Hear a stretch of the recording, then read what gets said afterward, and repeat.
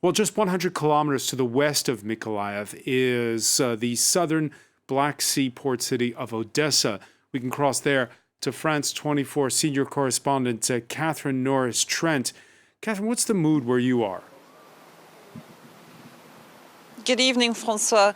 Here in Odessa, the scene is very quiet compared to what you'd expect at this time of year. Normally, the streets are pretty much empty, virtually no tourists. Usually around 2 million tourists flock to this port city every year. The beaches are all closed. There's a risk of people being injured for landmines. In fact, they're not allowed, in theory at least, to take any selfies of the seafront so as not to give away any strategic defense information on social networks to the Russian forces.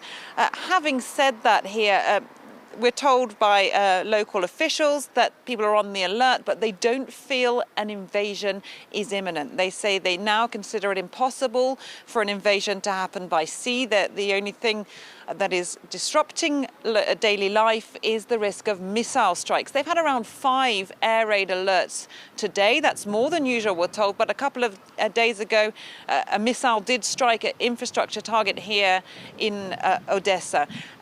Life is a shadow of its former self here in the Pearl of the Black Sea. That's what I've been told.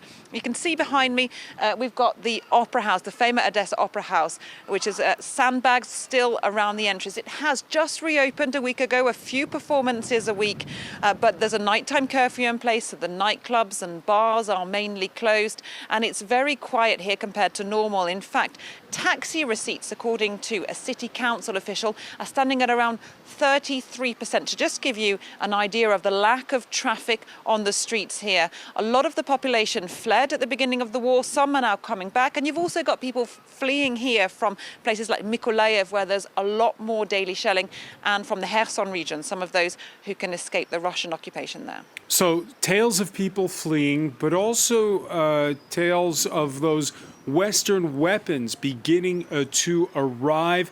There's been trading claims between Russia and Ukraine the last 24 hours over whether or not the strategic Snake Island, which was seized by Moscow in the opening days of the war, could now be in play. What's morale like when it comes to this kind of news? Morale seems to be quite high. This city has remained defiant since the start of the war, even though there was talk of an imminent invasion.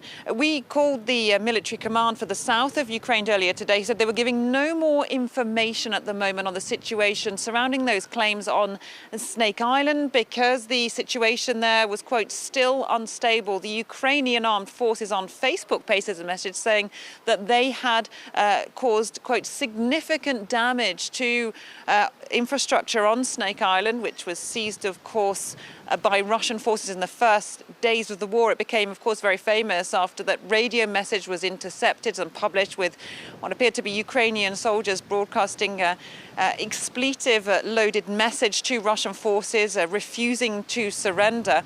It does seem to be military activity now in the Black Sea. Russian warships are stationed there. The Ukrainian military recently said that it sunk a vessel bringing supplies to Snake Island, that they'd also reports of them attacking oil platforms in the sea there off the coast of Crimea. The Russians say that they're also targeting oil platforms belonging to the Ukrainians. There are conflicting claims. It's very difficult to independently, of course, verify this situation. Meanwhile, the blockade of Odessa port continues. Economic activity is down. There are 22 million tons of grain still stuck in this port, which still can't be exported. And when I asked an official about what he thought about plans, Western plans, we heard France, Emmanuel Macron talk about it, of helping to end that blockade. He thought that that seemed impossible because you'd need military vessels to escort the grain ships. And that, of course, if they were NATO military vessels, could perhaps provoke further escalation. Catherine Norris-Trent reporting live in Odessa in Ukraine.